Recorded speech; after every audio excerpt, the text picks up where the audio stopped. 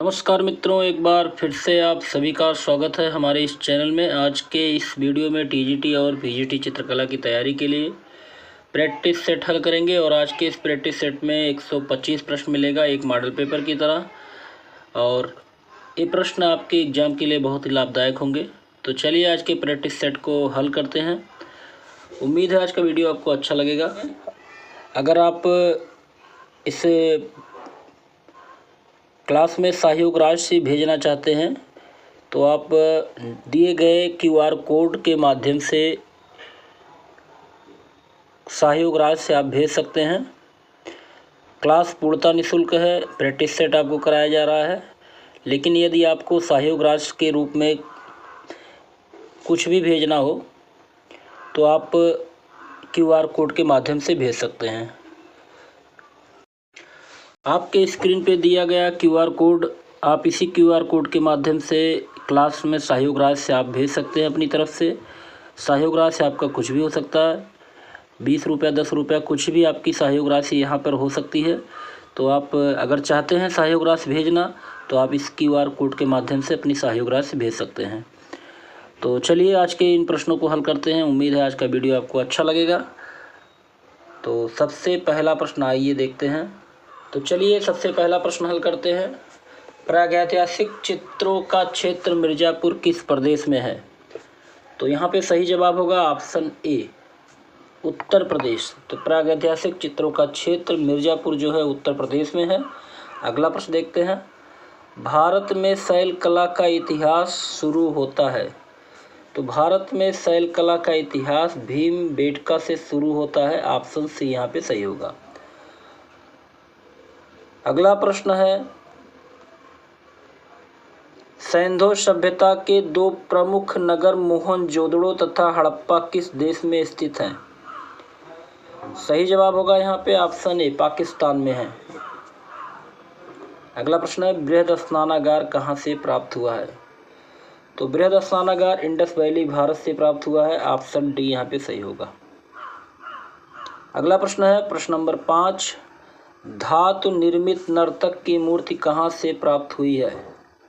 सही जवाब option C होगा, मोहनजोदड़ो से प्राप्त हुई है। अगला प्रश्न है प्रश्न नंबर 6, दयाराम साहनी का संबंध किसकी की गई खुदाई से है? तो दयाराम साहनी का संबंध हड़प्पा की खुदाई से है। ऑप्शन ए यहाँ पे सही होगा। आगे देखते हैं प्रश्न नंबर 7, अजंता का श्रेष्ठ कार्य किस काल में हुआ था? तो अजंता का श्रेष्ठ काल अगर कार्य देखें तो गुप्त के युग में हुआ था। ऑप्शन सी यहाँ पे सही होगा। कुछ कार्य वाकाटक वंश में भी हुए थे, लेकिन अगर श्रेष्ठ कार्य की बात हो रही है तो गुप्त काल।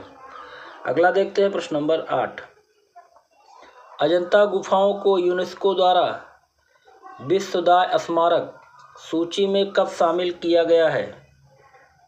सही जवाब होगा ऑप्शन डी, 1983 ईस्वी में। चलिए अगला प्रश्न है प्रश्न नंबर 9, अजंता की गुफाएं किस आकार में बनी हैं? सही जवाब होगा ऑप्शन ए, अर्धचंद्राकार में बनी हैं। ऑप्शन ए यहाँ पे सही होगा। अगला प्रश्न है, जैन शैली के चित्रों की प्रधान विषय वस्तु क्या रही है? तो जैन शैली के चित्रों की प्रधान विषय वस्तु रही है महावीर का जीवन चरित्र।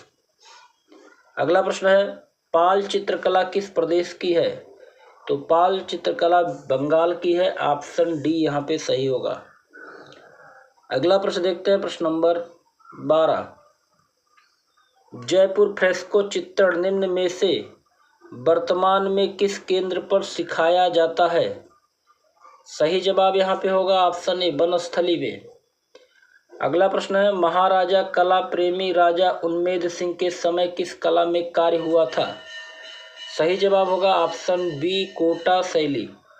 या अगला देखते हैं प्रश्न नंबर 14, राजपूत शैली के चित्रों को इन नाम से भी जाना जाता है।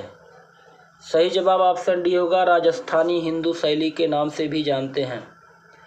अगला प्रश्न है प्रश्न नंबर 15, मेवाड़ शैली का प्रिय विषय क्या है? मेवाड़ शैली का प्रिय विषय, तो यहाँ पे सही जवाब होगा ऑप्शन बी, कृष्ण। मेवाड़ शैली का प्रिय विषय कृष्ण है। अगला प्रश्न है प्रश्न नंबर 16, बारहमासा के चित्र किससे संबंधित हैं? तो यहाँ पे सही जवाब होगा ऑप्शन डी, ऋतु चित्रण से संबंधित है बारहमासा के चित्र। अगला प्रश्न देखते हैं, दूज का चांद देखते प्रेमी युगल के चित्रकार कौन है? दूज का चांद देखते प्रेमी युगल के चित्रकार हैं मोहन, ऑप्शन सी यहाँ पे सही होगा। अगला प्रश्न है, बूदी शैली की रंग योजना कैसी है? तो बूदी शैली की रंग योजना चटकीली है, ऑप्शन बी यहाँ पे सही होगा। प्रश्न अगला देखते हैं 19 नंबर, सभी किसे कहा जाता है? तो सभी कहा जाता है प्रोटेट को, ऑप्शन सी यहाँ पे सही होगा। अगला प्रश्न है प्रश्न नंबर 20, बिशन दास किसमें निपुण थे? तो बिशन दास निपुण थे छवि चित्रण बनाने में, ऑप्शन ए यहाँ पे सही होगा। अगला प्रश्न है, जहांगीर का प्रिय चित्रकार कौन था? तो जहांगीर का प्रिय चित्रकार अबुल हसन था, ऑप्शन डी यहाँ पे सही होगा, अबुल हसन। अगला प्रश्न है, बसावन की प्रसिद्ध कृति कौन सी है? बसावन की प्रसिद्ध कृति है मजनू की आकृति, ऑप्शन यहाँ पे बी सही होगा। चलिए अगला प्रश्न देखते हैं प्रश्न नंबर 23। और हाँ मित्रों, अगर आप एलटी की तैयारी कर रहे हैं तो एलटी में जीएस का भी क्लास आपको इसी चैनल पर मिलने वाला है, तो आज से आप जीएस की क्लास को भी यहाँ पर कर सकते हैं। तो जीएस की क्लास को पढ़ने के लिए आप इसी चैनल पर आएंगे, और चैनल को सब्सक्राइब नहीं किया हो तो चैनल को सब्सक्राइब कर लें, जिससे आने वाले सभी नोटिफिकेशन आपको मिलते रहें। तो जीएस का भी क्लास आज से शुरू होगा। अगला देखते हैं प्रश्न नंबर 23, पहाड़ी चित्रकला मुख्यतः किस क्षेत्र की है? पहाड़ी चित्रकला मुख्यतः पंजाब की पहाड़ियों से संबंधित है, ऑप्शन डी यहाँ पे सही होगा। अगला प्रश्न देखते हैं प्रश्न नंबर 24, पहाड़ी चित्रों में किन रंगों का प्रयोग किया गया है? पहाड़ी चित्रों में किन रंगों का प्रयोग हुआ है? सही जवाब यहाँ पे होगा ऑप्शन सी, गहरे रंगों का। अगला प्रश्न है, मौलाराम कौन थे? मौलाराम, तो मौलाराम पहाड़ी चित्रकार थे, ऑप्शन डी यहाँ पे सही होगा। अगला प्रश्न है, कांगड़ा चित्र शैली किस राजा के समय अधिकतर विकसित हुई थी? सही जवाब होगा राजा संसार चंद, ऑप्शन बी यहाँ पे सही होगा। चलिए अगला प्रश्न देखते हैं प्रश्न नंबर 27, बसौली उपशैली किस लघु चित्रकला से संबंधित है? तो बसौली उपशैली जो है पहाड़ी लघु चित्रकला से संबंधित है, ऑप्शन बी यहाँ पे सही होगा। अगला प्रश्न है प्रश्न नंबर 28, कथाकार व चित्रकार दोनों थे, कथाकार और चित्रकार के रूप में दोनों प्रसिद्ध थे राम कुमार, ऑप्शन ए यहाँ पे सही होगा, राम कुमार, और इन्होंने वाराणसी श्रृंखला चित्रित की है। अगला प्रश्न देखते हैं प्रश्न नंबर 29, किस भारतीय कलाकार के चित्रों की प्रतिलिपियां अधिकांश घरों में पाई जाती हैं? तो अधिकांश घरों में जो प्रतिलिपियां पाई जाती थी राजा रवि वर्मा की, ऑप्शन सी ये सही होगा यहाँ पे। अगला प्रश्न देखते हैं प्रश्न नंबर 30, दक्षिण भारत के जिप्सी किसकी अद्वितीय कृति है? सही जवाब होगा यहाँ पे ऑप्शन सी, राजा रवि वर्मा की है ये कृति, ऑप्शन सी यहाँ पे सही होगा।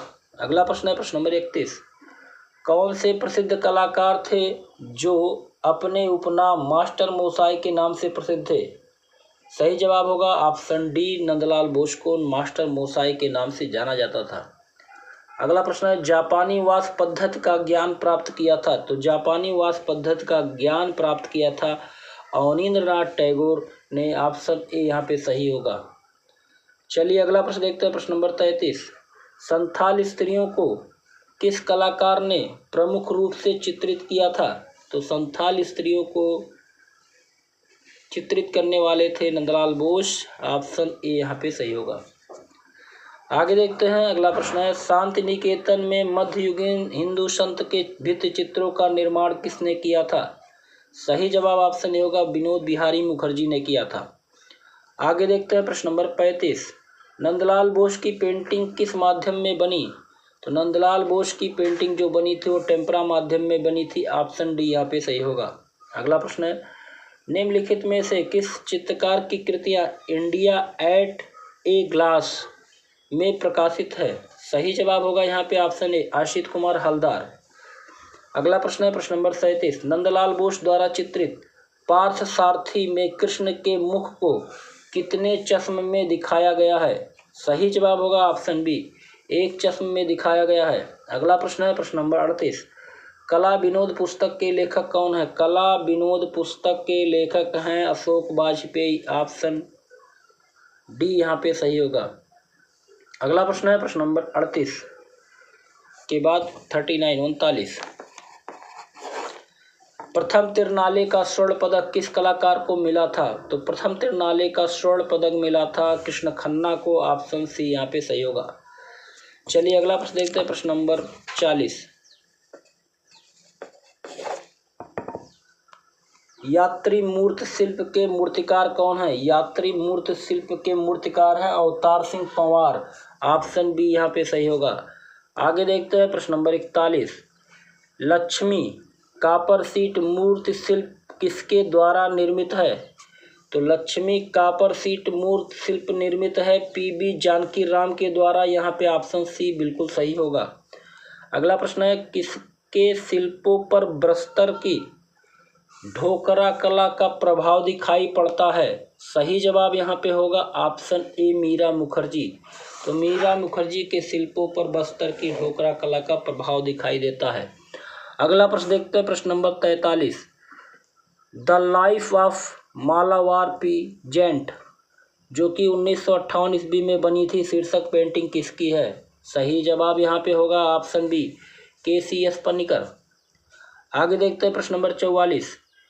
किसके चित्रों में स्वप्न एवं फंतासी का चित्रण हुआ है?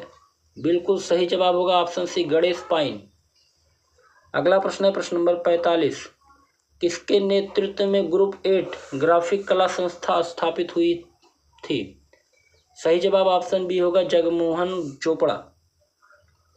अगला प्रश्न है प्रश्न नंबर 46। भविष्यवादी कलाकारों की प्रथम प्रदर्शनी कहाँ हुई थी? सही जवाब ऑप्शन ए होगा पेरिस में। चलिए अगला प्रश्न देखते हैं प्रश्न नंबर 47।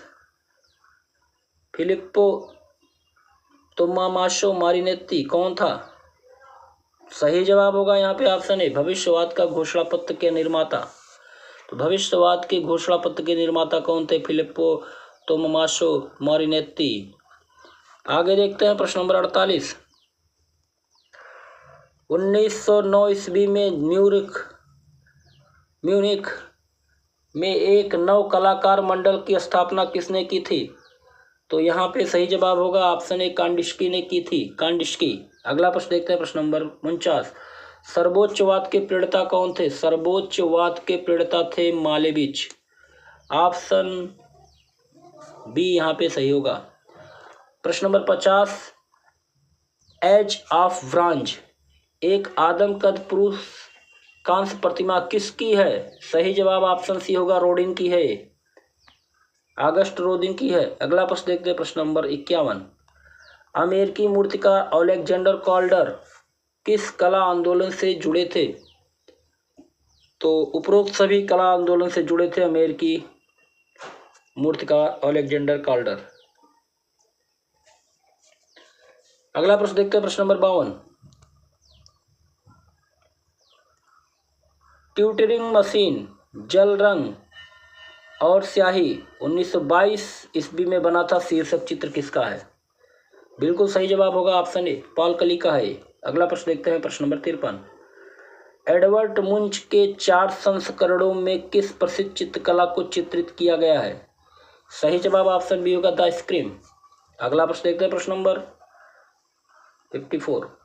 फाउंटेन किस दादावादी कलाकार की कृति है? फाउंटेन जो है मार्शल धूषा की कृति है। ऑप्शन ए यहाँ पे सही होगा। आगे देखते हैं प्रश्न नंबर 55। फ्रांसीसी पिकाबिया किस कला आंदोलन से संबंधित था? सही जवाब ऑप्शन बी होगा दादावाद। चलिए अगला प्रश्न देखते हैं प्रश्न नंबर 56। ईरानी रेस्तरां चित्र किसका है? सही जवाब यहाँ पे होगा ऑप्शन बी सुधीर पटवर्धन का है ये। अगला प्रश्न है गुलाम मोहम्मद शेख ने अपने चित्रों में किस परिप्रेक्ष्य का प्रयोग किया है?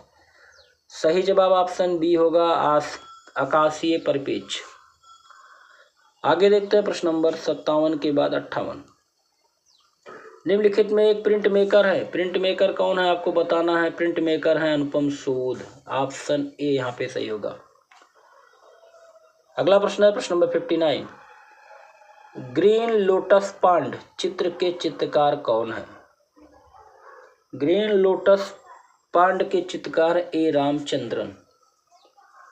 आगे देखते हैं प्रश्न नंबर 60। मैन ईटिंग जलेबी, यायती और सखी भाव चित्र किस चित्रकार द्वारा बनाए गए हैं? सही जवाब होगा ऑप्शन सी भूपेन खक्कर। अगला प्रश्न देखते हैं प्रश्न नंबर 61। प्रसिद्धकृत स्टडी इन साइलेंस के कलाकार कौन हैं? सही जवाब होगा यहाँ पे option D J Ram Patel. चलिए अगला प्रश्न है प्रश्न नंबर 62। के जी सुब्रमण्यम की प्रसिद्धि किस रूप में देखी जाती है? सही जवाब यहाँ पे होगा ऑप्शन ए चित्रकार के रूप में। अगला प्रश्न है युगल शीर्षक मूर्ति शिल्प के मूर्तिकार कौन है? सही जवाब होगा यहाँ पे ऑप्शन बी यश जी श्रीखंडे। चलिए आगे देखते हैं प्रश्न नंबर 64। अत्यंत चर्चित गेम सीरीज के रचनाकार कौन है? तो गेम सीरीज के रचनाकार है विकास भट्टाचार्य। आगे देखते हैं प्रश्न नंबर 65। किसके चित्रों में कैंची एक प्रतीक के रूप में बार बार उभरता है? सही जवाब यहाँ पे होगा ऑप्शन बी अर्पणा कौर। चलिए आगे देखते हैं प्रश्न नंबर 66। अमृत कौर व रविंद्र कौर के चित्रों पर किस शैली का प्रभाव है? सही जवाब यहाँ पे होगा ऑप्शन बी लघु चित्र शैली। अगला प्रश्न है प्रश्न नंबर 67। विख्यात चित्र पोखरन के चित्रकार कौन है? विख्यात चित्र पोखरन के चित्रकार हैं सुधीर पटवर्धन। ऑप्शन डी यहाँ पे सही होगा। अगला प्रश्न है हथनी का लाइफ साइज शिल्प द स्किन सिफिक्स a language not it's on शीर्षक से किसने निर्मित किया?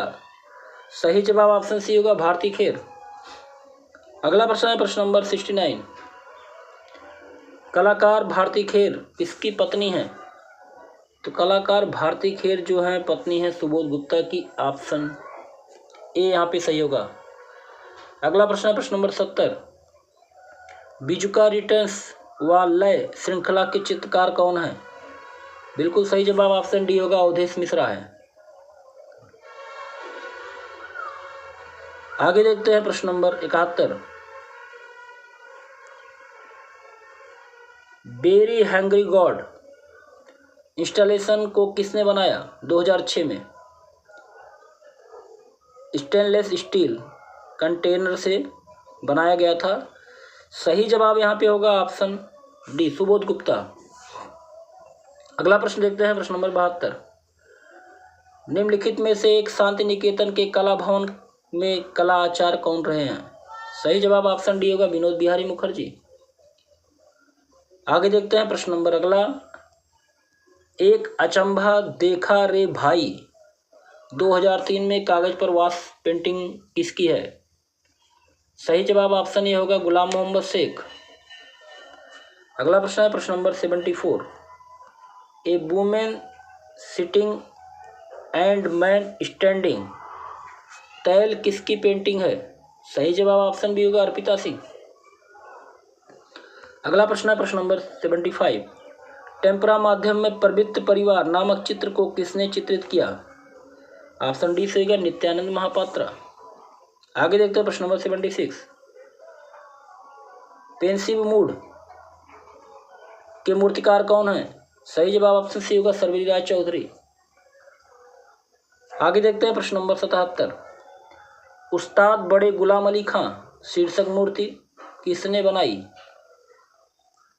सही जवाब होगा यहाँ पे ऑप्शन सी सरवरी राय चौधरी। चलिए अगला प्रश्न देखते हैं प्रश्न नंबर 78। काले व सफेद रंग के साथ ज्यामितीय अमूर्त चित्रकारी करने वाले कलाकार का नाम बताइए। सही जवाब होगा ऑप्शन बी नसरीन मोहम्मदी। आगे देखते हैं प्रश्न नंबर 79। 17वीं शताब्दी का प्रसिद्ध चित्र लाफिंग कैवेलियर किसने बनाया था? सही जवाब होगा ऑप्शन सी, फ्रांज हॉल्स ने। अगला प्रश्न है प्रश्न नंबर 80। बरोक शैली का मुख्य कलाकार कौन था? बरोक शैली का मुख्य कलाकार कैरावेज्जियो। ऑप्शन ए यहाँ पे सही होगा। अगला प्रश्न है लिथो छापा बहुरूपी के रचनाकार कौन है?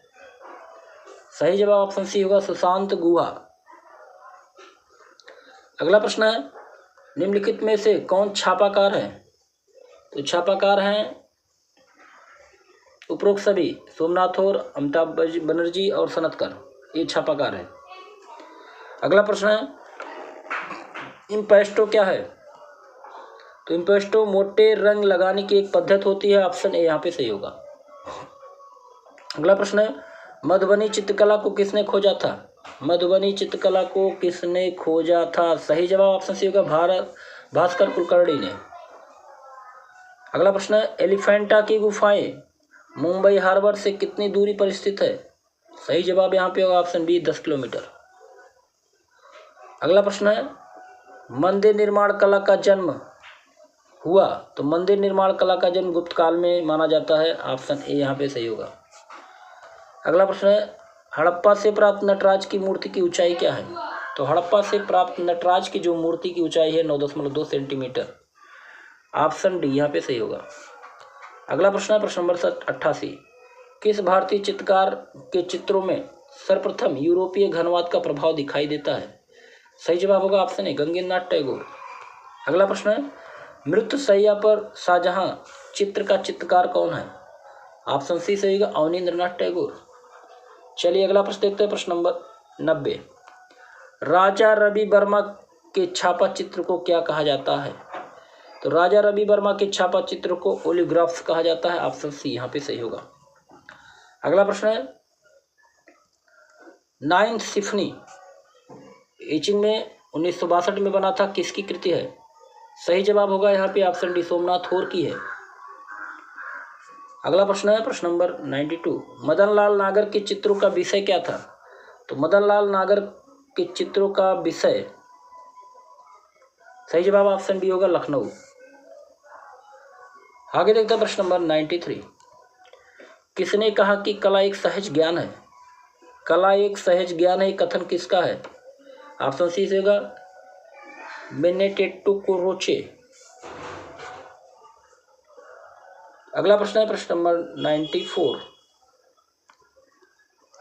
कला विषयक संपूर्ण ग्रंथ, कला विषयक संपूर्ण ग्रंथ विष्णु धर्मोत्तर पुराण।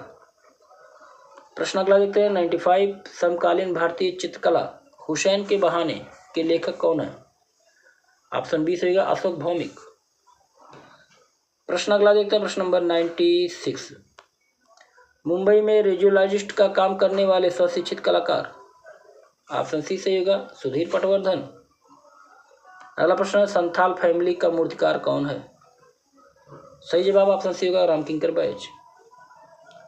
अगला प्रश्न है 98। ग्रुप 1890 नामक संगठन किसने बनाया? सही जवाब ऑप्शन बी होगा, जी स्वामीनाथन ने।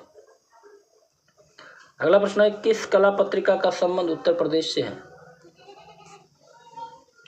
सही जवाब ऑप्शन ए होगा, कला दीर्घा।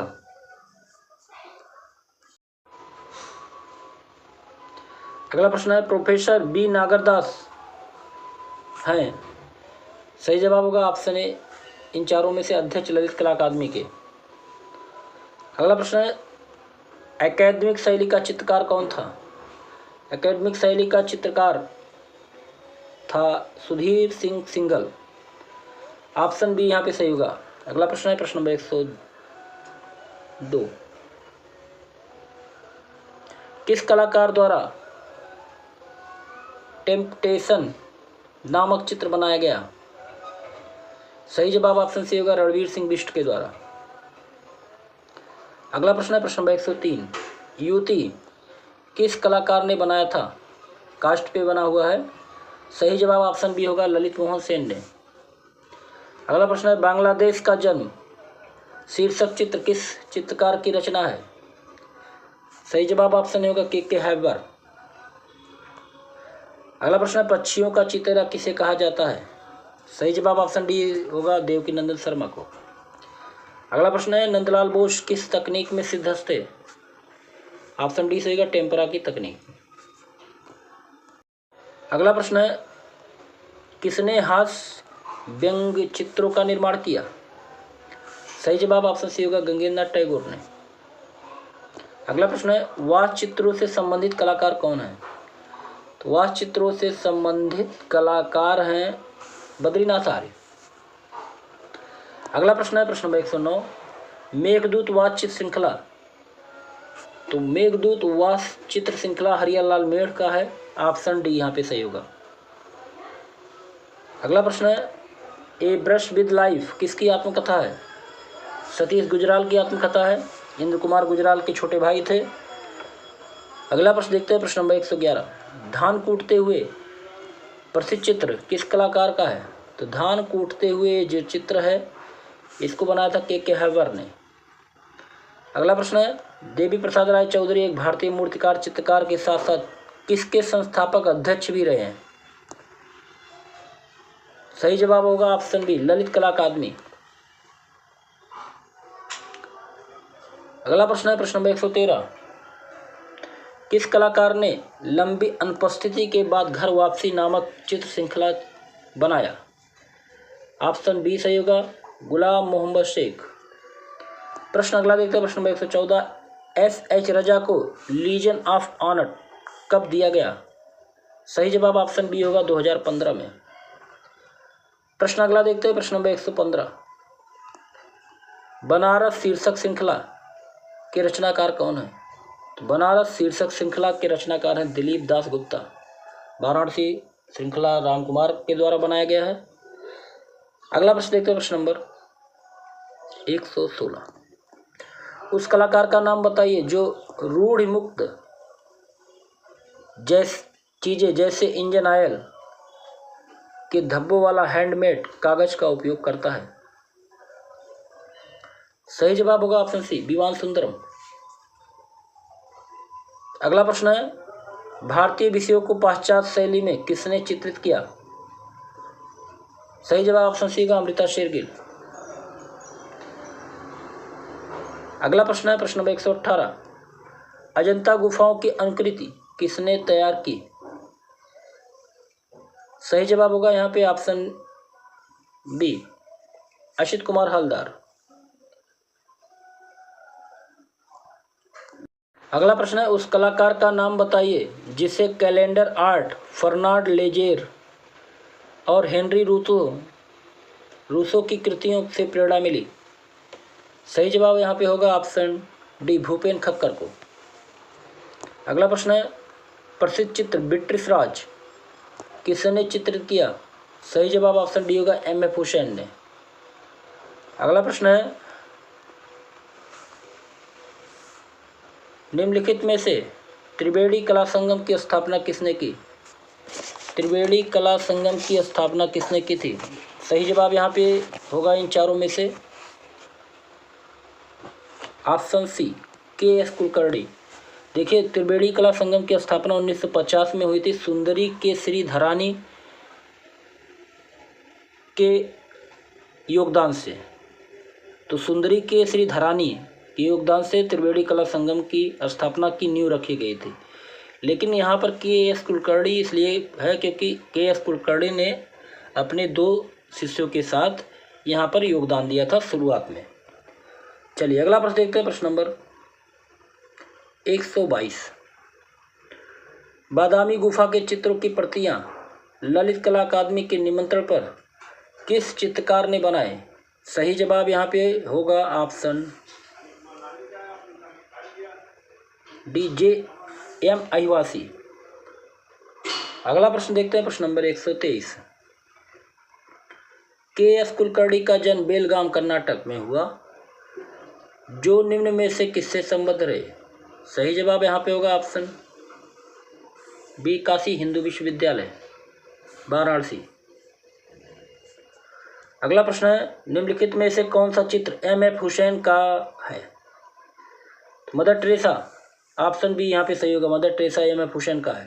अगला प्रश्न है और इस वीडियो का लास्ट प्रश्न है, भारत में प्रथम आधुनिक कला आंदोलन बंगाल स्कूल का नेतृत्व किसने किया? सही जवाब होगा यहाँ पे option D, Abanindranath Tagore. Option D यहाँ पे सही होगा। तो यहाँ पे आपके 125 प्रश्न कंप्लीट होते हैं। हाँ मित्रों, आपकी परीक्षा की डेट क्लियर हो चुकी है और आपको इस चैनल पर डेली आपको एक मॉडल पेपर मिलता रहेगा।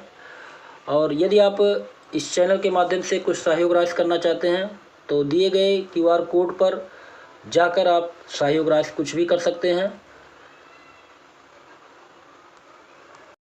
ये आपके सामने QR कोड है, इस कोड के माध्यम से आप सहयोग राशि यहाँ पर भेज सकते हैं क्लास में। और इस क्लास में आपको GS का भी क्लास मिलने वाला है, तो आप GS के भी क्लास को पढ़ते रहिए, क्योंकि अगर जो भी LT की वैकेंसी के लिए हैं उनके लिए GS भी अत्यंत ही आवश्यक है। अगले वीडियो में फिर मिलते हैं। नमस्कार, आपका दिन शुभ हो, मंगल हो।